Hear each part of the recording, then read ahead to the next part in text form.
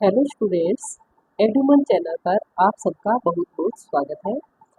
Haryana PGT vacancy का अगर syllabus हम देखें तो उसके अंदर हमें एक टॉपिक दिया हुआ है food definition, function and classification. इस टॉपिक के बारे में इस क्लास के अंदर हम डिटेल से डिस्कस करेंगे। तो स्टूडेंट्स, ज़्यादा से ज़्यादा अपने दोस्तों के साथ इस लिंक को शेयर कीजिए और इस चैनल को सब्सक्राइब कीजिए ताकि टाइमली आपको नोटिफिकेशन मिल सके और आप लोग इस क्लास को अच्छे से देख सकें और अपने नॉलेज को इन्हांस कर सकें और अपनी जो तैयारी है उसको और बेहतर बना सकें और सिलेक्शन में एक कदम और आगे बढ़ सकें। तो चलिए स्टूडेंट्स, शुरू करते हैं हम आज का सेशन। फूड फूड क्या है? हम सब लोग जानते हैं कि हमें हमारी बॉडी को वर्क करने के लिए एनर्जी की रिक्वायरमेंट होती है।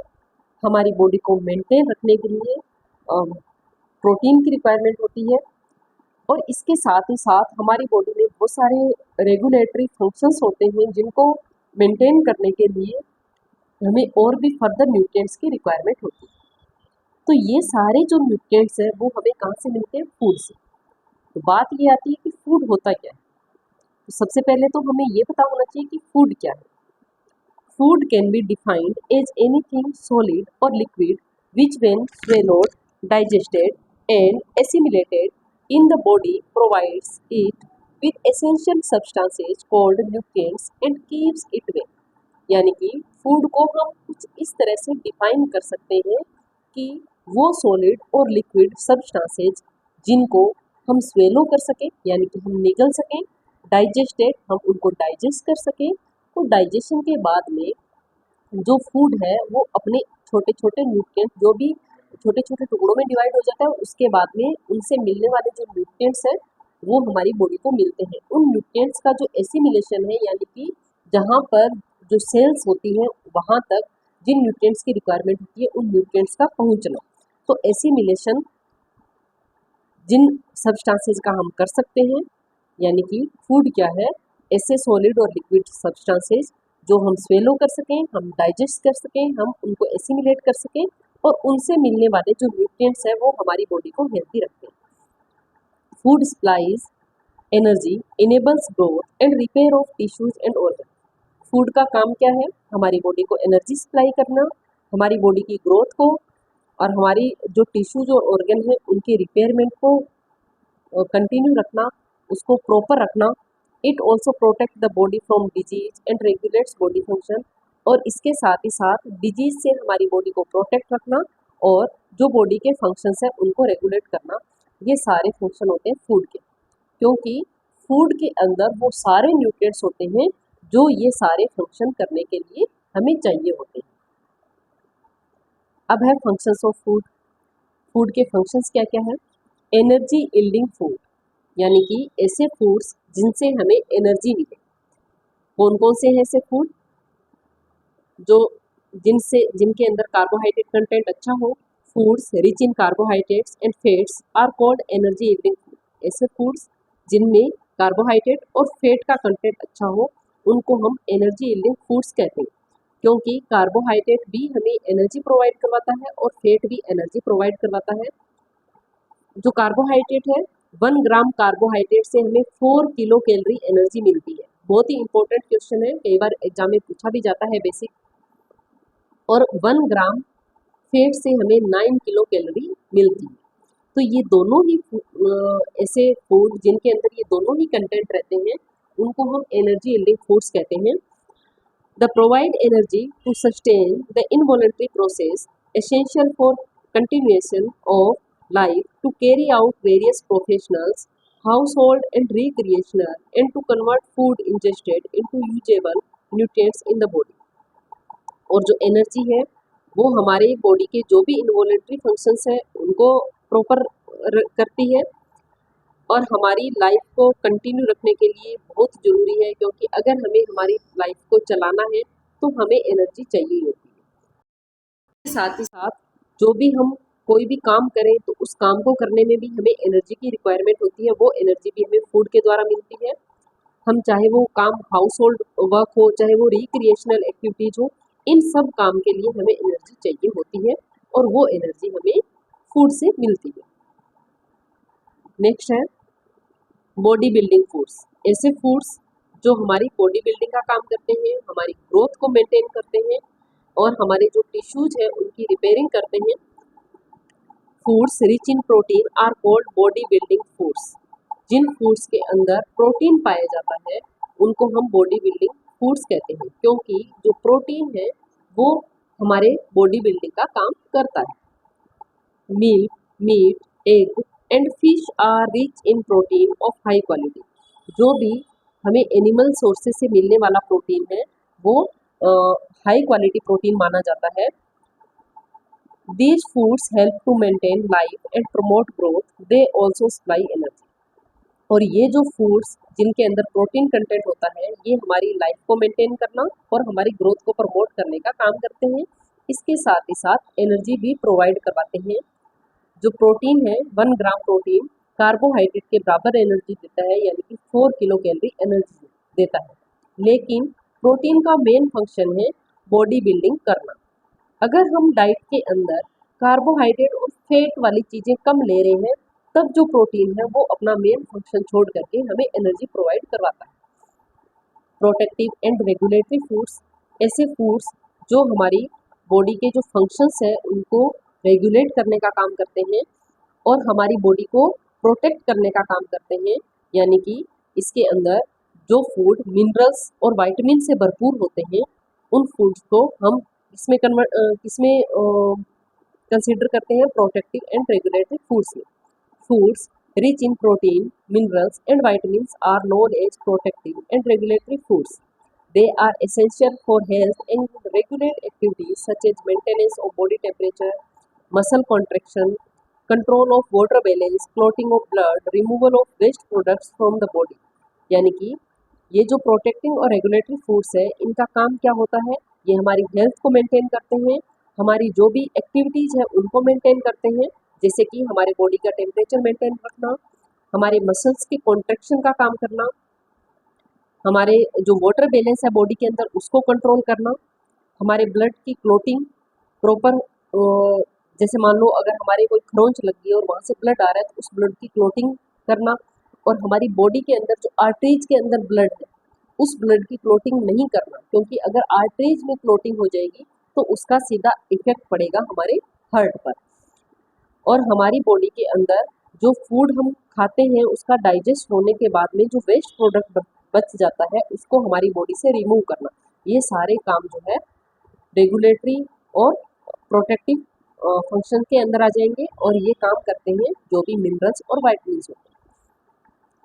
इसके अंदर कौन कौन से फूड शामिल होते हैं, milk, egg, liver, fruits and vegetables are protective foods.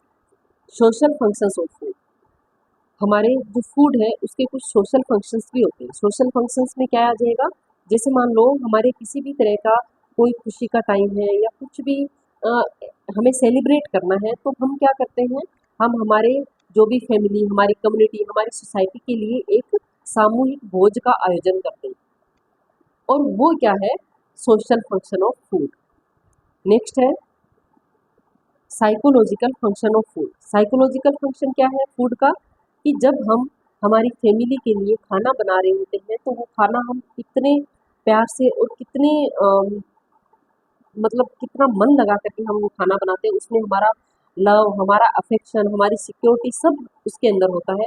और जब हम ऐसा खाना हम खाएंगे तो हमें सेटिस्फेक्शन मिलेगा, यानी कि हम बाहर कितना भी दो दो दिन के लिए, 4 दिन के लिए अगर हम कहीं जाते हैं तो बाहर कितना भी अच्छा खाना हो वो अगर हम खाते हैं तो हम उस खाने से ऊब जाते हैं और हमारा मन होता है कि हम घर जा कर के अच्छा खाना खाएं, क्योंकि हमें घर के खाने से सेटिस्फेक्शन मिलता है।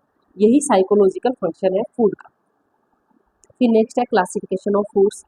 फूड्स को हमने कुछ अलग अलग कैटेगरी में डिवाइड किया है, जैसे कि based on nutritive value. Nutritive value के आधार पे हमने फूड को डिवाइड किया है। हमने जैसे मान लो सीरियल्स और सीरियल प्रोडक्ट्स है, इसके अंदर कार्बोहाइड्रेट कंटेंट अच्छा होता है तो हमने इसको एक अलग ग्रुप में रखा है। They are an integral part of our diet and are the cheapest source of energy. Cereal और सीरियल प्रोडक्ट जो है वो हमारी डाइट का मेन पार्ट होता है और ये एनर्जी का सबसे सस्ता साधन होता है, सबसे सस्ता स्रोत होता है। They contain carbohydrates and good amount of protein. इनके अंदर कार्बोहाइड्रेट और अच्छे अमाउंट में प्रोटीन पाया जाता है। They are poor in lysine and rich in methionine, whereas pulses are rich in lysine and poor in methionine. अगर हम सीरियल प्रोडक्ट्स की बात करें तो प्रोटीन के अंदर होते हैं एमिनो एसिड्स। जो एमिनो एसिड्स है उसमें 10 एमिनो एसिड्स ऐसे होते हैं जो एसेंशियल होते हैं हमारे लिए। एसेंशियल का मतलब कि ऐसे अमीनो एसिड्स जो हमें डाइट के द्वारा लेने ही होते हैं। तो हमारा जो लाइसिन और मिथ्योनिन अमीनो एसिड है ये दोनों ही हमारे लिए एसेंशियल अमीनो एसिड्स होते हैं। लेकिन अगर हम बात करें सीरियल्स की तो सीरियल्स के अंदर लाइसिन नहीं पाया जाता है। तो अगर हम सीरियल बेस्ड डाइट लेंगे तो हमारा जो लाइसिन जो एसेंशियल अमीनो एसिड है वो उसका कंटेंट हमारी बॉडी में कम हो जाएगा।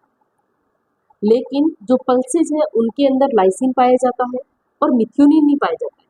ये मिथ्योनिन सीरियल में हमें मिलता है और मिथ्योनिन भी एक एसेंशियल अमीनो एसिड है।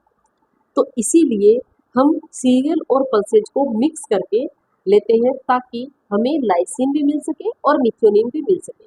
और ये क्वेश्चन बहुत ही इम्पोर्टेंट क्वेश्चन है, बहुत बार एग्जाम में पूछा जाता है कि दालों के अंदर कौन सा एसेंशियल अमीनो एसिड नहीं पाया जाता है, तो उसका राइट आंसर होगा मिथ्योनिन। अनाज के अंदर कौन सा एसेंशियल अमीनो एसिड नहीं पाया जाता है, तो उसका आंसर होगा लाइसिन। ये दोनों ही क्वेश्चन आपके बेसिक क्वेश्चन के लिए बहुत ही इम्पोर्टेंट है क्योंकि ये क्वेश्चन एग्जाम में कई बार रिपीट होते हैं। नेक्स्ट है स्टार्ची रूट्स एंड ट्यूबर्स। इसके अंदर जो भी स्टार्ची और रूट्स वाले जो वेजिटेबल्स हैं वो आ जाएगी और इनके अंदर भी अच्छे अमाउंट में कार्बोहाइड्रेट होता है और कार्बोहाइड्रेट हमें एनर्जी प्रोवाइड करवाने का काम करता है। फिर है पल्सेज एंड लेग्यूम्स। पल्सेज और लेग्यूम्स जो है उनसे हमें प्रोटीन मिलता है। जो जो वेजिटेरियन लोग होते हैं वो अपने प्रोटीन की जो पूर्ति है वो पल्सेज के द्वारा ही करते हैं। पल्सेज के अंदर वाइटामिन्स और मिनरल्स भी पाए जाते हैं प्रोटीन के साथ साथ, लेकिन जो विटामिन सी है वो इनके अंदर नहीं पाया जाता है। एक हमने बात करी थी एसेंशियल अमीनो एसिड मिथ्योनिन, वो भी इसमें नहीं पाया जाता है। लेकिन जब हम पल्सेज की स्प्राउटिंग करेंगे तो जो विटामिन सी है वो दालों के अंदर पल्सेज के अंदर मौजूद हो जाता है। फिर है मिल्क एंड मीट प्रोडक्ट्स। इसके अंदर जितने भी एनिमल सोर्सेज से मिलने वाले प्रोडक्ट्स हैं और जिनके अंदर प्रोटीन कंटेंट अच्छा होता है वो सारे आ जाएंगे। They are also good source of proteins. Milk provide minerals like calcium, phosphorus, vitamin A and riboflavin. Riboflavin और विटामिन B12 ये दोनों ही जो विटामिन्स हैं ये एनिमल सोर्सेज के अंदर अच्छे पाए जाते हैं। और इवन विटामिन B12 हमें प्लांट सोर्सेज में नहीं मिलता है, ये सिर्फ हमें एनिमल सोर्सेज में ही मिलता है। Egg, meat, fish are sources of good quality protein. They also contain good amount of B group vitamins. Liver is good source of vitamin A and vitamin B12. Liver के अंदर vitamin A और vitamin B12 होता है।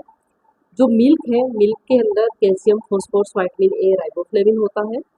और animal sources से जो हमें protein मिलता है वो गुड क्वालिटी का प्रोटीन होता है वेजिटेबल सोर्सेज की बजाय। नेक्स्ट है फ्रूट्स एंड वेजिटेबल्स। फ्रूट्स और वेजिटेबल्स जो है इनसे हमें वाइटमिन्स और मिनरल्स मिलते हैं और वाइटमिन और मिनरल्स जो है ये प्रोटेक्टिव फंक्शन करते हैं, जैसे कि हमारी बॉडी के जो भी रेगुलेटरी फंक्शंस हैं और हमारी बॉडी को जो डिजीज से प्रोटेक्ट करने का काम है वो ये फूड ग्रुप करता है। Green leafy vegetables, orange and yellow coloured fruits and vegetables provide carotene. जो ग्रीन लीफी वेजिटेबल्स है, ऑरेंज है, येलो फ्रूट्स और वेजिटेबल्स है उनसे हमें कैरोटीन मिलता है। और ये कैरोटीन जो है हमारी जो बीटा कैरोटीन की अगर हम बात करें तो हमारी बॉडी के अंदर जाकर के रेटिनॉल में कन्वर्ट हो जाता है, विटामिन ए में कन्वर्ट हो जाता है। Vitamin C is found in fresh citrus fruits. जितने भी सिट्रस फ्रूट्स है उनके अंदर विटामिन सी पाया जाता है। विटामिन सी हमारे बॉडी के जो हीलिंग प्रॉपर्टी है उसको मेंटेन करता है। हमारी इम्यूनिटी पावर को बढ़ाता है। They also add to the dietary fibres, और फ्रूट्स और वेजिटेबल्स के अंदर डाइटरी फाइबर्स भी अच्छी मात्रा में होते हैं, और ये डाइटरी फाइबर्स हमारे लिए बहुत ही ज़रूरी होते हैं क्योंकि ये हमारी इंटेस्टाइन की हेल्थ को मेंटेन करते हैं, हमारी पेरिस्टाल्टिक मूवमेंट को बनाए रखते हैं, हमें कॉन्स्टिपेशन से बचाते हैं, हमारे बॉडी के अंदर हमारा जो ग्लूकोज और कोलेस्ट्रॉल का कंटेंट अगर ज़्यादा हो जाता है, या जो भी टॉक्सिक एलिमेंट्स हमारी बॉडी में होते हैं उनको अपने साथ बाइंड करके ये हमारी बॉडी से बाहर भेजने का काम भी फाइबर करता है। फिर fats, oils, sugars and jaggery, ये वाला जो ग्रुप है इससे हमें एनर्जी मिलती है, यानी कि फैट और ऑयल जो है वो कंसनट्रेटेड सोर्स ऑफ एनर्जी है।